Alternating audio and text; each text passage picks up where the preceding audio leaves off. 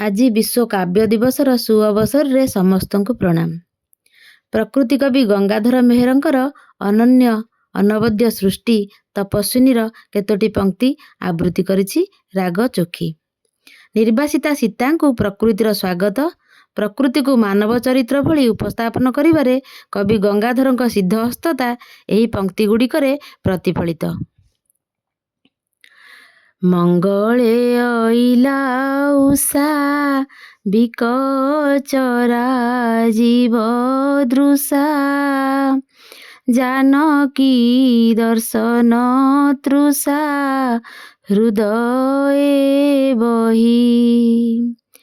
କର ପଲ୍ଲବେ ନିହାର ମୁକ୍ତା ଧରି ଉପହାର, ସତୀଙ୍କ ବାସ ବାହାର ପ୍ରାଙ୍ଗଣେ ରହି।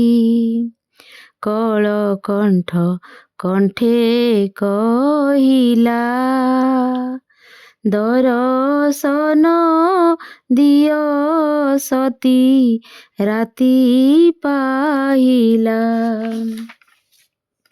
ଅରୁଣ କଷାୟ ବାସ କୁସୁମ କାନ୍ତି ବିକାଶ, ପ୍ରଶାନ୍ତ ରୂପ ବିଶ୍ୱାସ ଦିଅନ୍ତି ମନେ।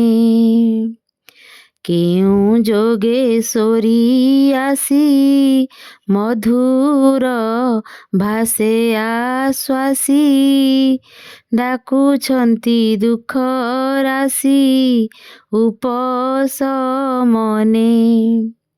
ଦେବା ପାଇଁ ନବ ଜୀବନ, ସ୍ୱର୍ଗ କି ଓହ୍ଲାଇଛନ୍ତି ମର୍ତ୍ତ୍ୟ ଭୁବନ।